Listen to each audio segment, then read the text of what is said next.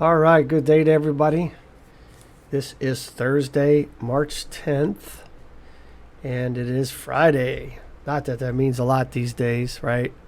However, this is Rob Mazak. I am a psychic medium, but today I'm going to kind of stray off the path of metaphysical topics and talk about something that's come up in the news a lot recently, and that is in reference to the banning of TikTok. The TikTok app, with all the short videos, I'm sure everybody knows about it. And it can be very entertaining. I can definitely find myself sitting on that app a little too long at times, because it gives us just enough attention, a few minutes at a time, and so we don't get bored, and so we have a lot of different topics we can look at. And there's a lot of good things that are shared on there, and the algorithms, I believe, are not set up the same as they are in apps such as Facebook and Instagram and other things, where somebody keeps an eye on it and makes sure that we're not going too far right or too far left, which is kind of defeats the purpose of our freedom of speech, which I'm sure we all are aware that that's becoming a lot less than it used to be. They're really kind of beating us up on that. However, I wanted to kind of put out a theory. I saw somebody else talk about this, and so it's not necessarily my theory, but it makes a lot of sense. That I think the reason the United States government is so interested in banning this app from the use in the United States, at least initially with the government platforms, cell phones, computer systems, and the like, is because they're saying that it is because of national security, that this app TikTok that is owned by the Chinese government, is collecting data on our citizens and our secrets and all these things. And that may be happening. I'm not saying it's not. However, somebody brought forth an idea or showed some videos where they were talking about it in Congress, I believe. And it really lends to the idea that they're not so much worried about secrecy, but the fact that our government cannot control the algorithms and the content of this app. And so, I think in a lot of ways the United States government doesn't necessarily like competition. Sorry, had to say it. Now, I'm not saying that's true. I'm just kind of looking at it from my side of the mic here, right? And, of course, everything I'm talking about is my opinion, and I can't tout it as fact because, I can only pull up information that I find and kind of share it with you and kind of collaborate or correlate with you what might be going on. And so, I do love TikTok. It's kind of fun. And I've even started putting videos on there for my business. But it apparently is something that may be going away. Anyway, and so for one of my graduate classes last semester, I believe it was, I had to do a case study on Facebook. And I can tell you guys that, I don't care what social media app you are using. A lot of your data is being mined, and I don't think there's any secrecy or any privacy whatsoever. Now, you can, in Facebook, for example, you can drill down and find ways to kind of turn off some of those things that they're collecting. But when I tried to do it, it is very laborious and very complicated and hard to find. So a lot of people don't do it. And a lot of people just are simply not aware of it. And so we're just simply putting stuff on Facebook, and it's just basically all that content belongs to somebody else. And so there is a lot of interesting information that something like Facebook, for example, was actually something that was funded by a governmental agency that was trying to produce something, some kind of system, I forget the name of it, similar to what Facebook is doing now, to be able to collect and monitor activities and content and conversations and everything that you can imagine on the, at least the United States citizens. I don't know if it was worldwide, but now with the advent of Facebook, it can be done worldwide. And so apparently this system was being canceled or postponed or turned off or whatever. And so this Facebook idea was coming along, and they apparently jumped on the bandwagon and funded it. And I mean, this is the NSA's, GSA, all the three-letter agencies. Sorry, I don't remember them all. CIA, all those, right? This is the dream collection machine, if you look at it, right? And so I'm gonna kind of ping through some items. I've just barely scratched the surface with this paper I wrote. I mean, if you go do your research, you will be utterly amazed at what they actually collect on us, right? And so one of the things that I found, quote unquote, was that Facebook has the potential to build 5,000 plus data points on 230 million U.S. adults. Okay, so let's go back to that. 5,000 data points, 5,000 individual bits of information about you and what you're putting on Facebook, and what you're doing with it, how you're shopping, what kind of content you're putting on there, right? All that kind of stuff. And they do some good things with it, obviously, right? But they do use some of that data, obviously, to create advertising, and they do need to create some kind of income out of it, sure, because it doesn't cost us anything to use Facebook, so they got to make their money somewhere, obviously. So point taken that advertising makes sense, and I can tell you for sure that all I got to do is go on my computer, even outside of Facebook, and simply put some kind of item in there I'm looking for, a motorcycle seat cover or something. And all of a sudden, my Facebook is crammed and jammed with all kind of advertisements about motorcycle seat covers. That's simply me just doing a search in one of my, search engines. I use Edge, Chrome, sometimes Firefox. And so it really, Facebook and TikTok and all those social media apps really are becoming the integration of the Internet of Things, which means that everything is accessible to all those in power, if you will, governments that want to see it and want to know about you.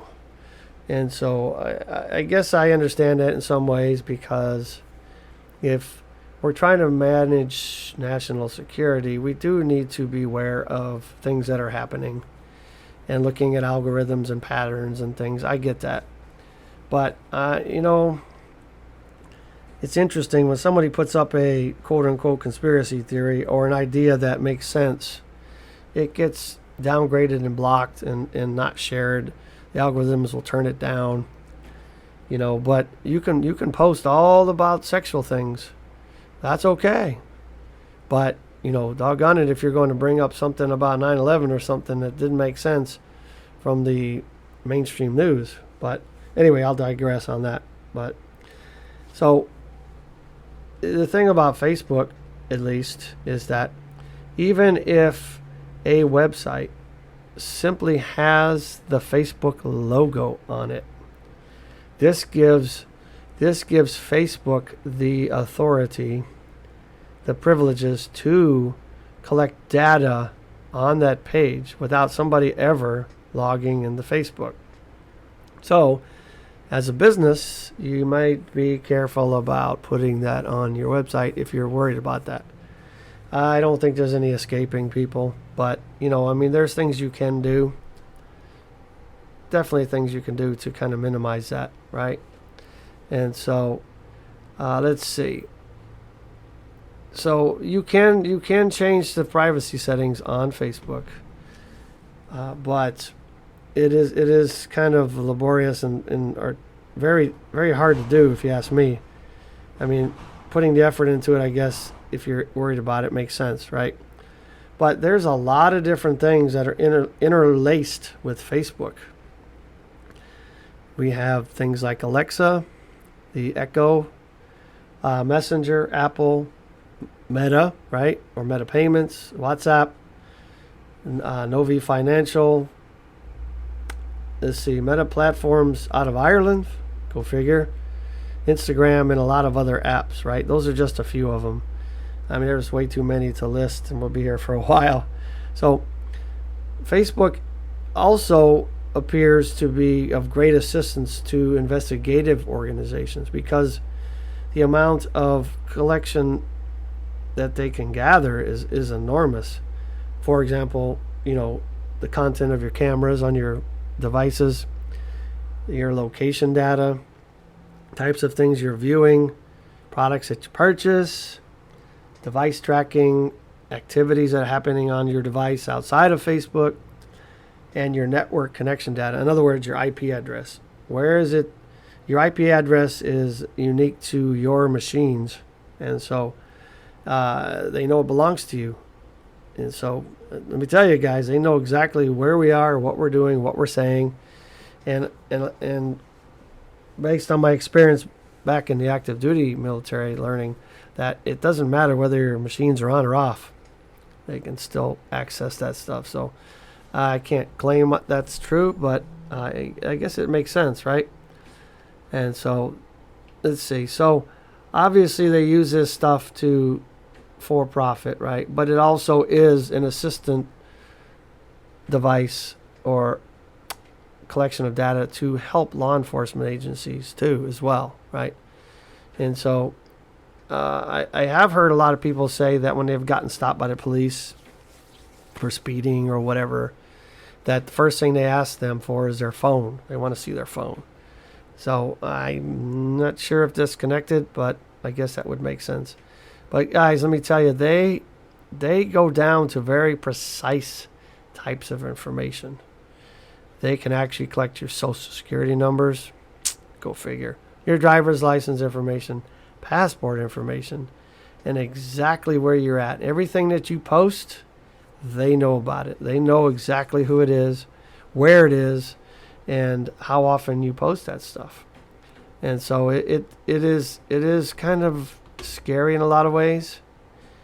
But let's see. So basically, I did some research, and from 2021, obviously a couple years ago, there are over 200 million businesses on the Facebook platform.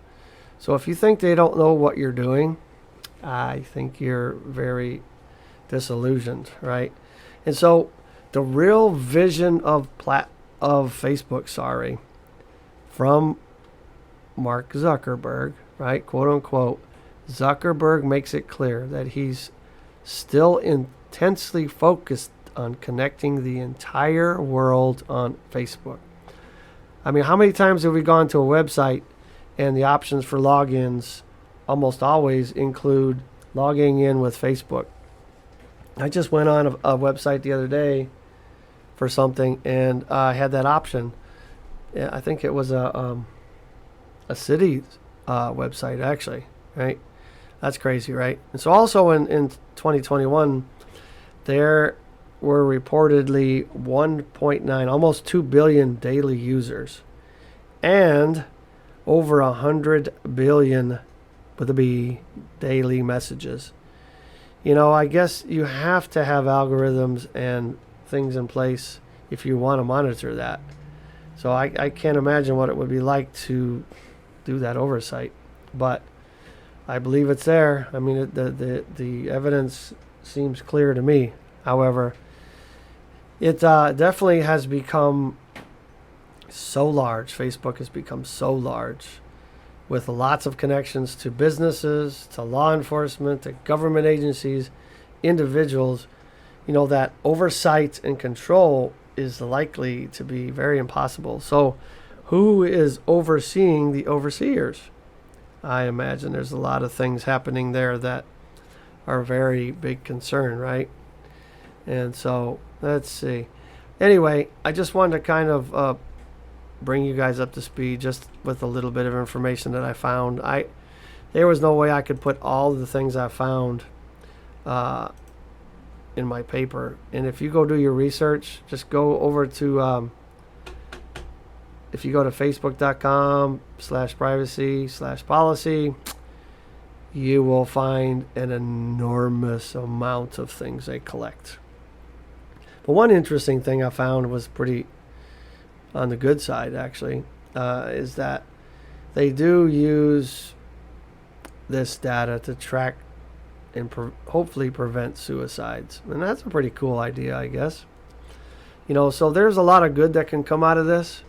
But at the same time, just remember, people, we're being super monitored. Super monitored. I think that's not a surprise to anybody. But back to the original point of discussion here today is that I think the reason that TikTok is a concern, once again, for the powers that be is that the algorithms and all the data that's being collected, it doesn't belong to anybody except the Chinese country of China, rather. I assume that the government is interested in the kinds of things we're sharing and the kinds of things we're saying. Our location data, our precise shopping, let's see, patterns.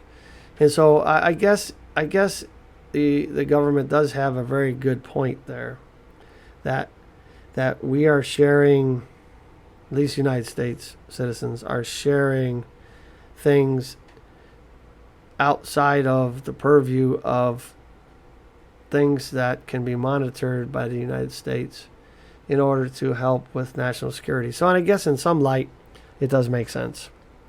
But at the same time, it's almost like they don't like the idea of competition. Now, I don't know how they're ever going to actually ban TikTok.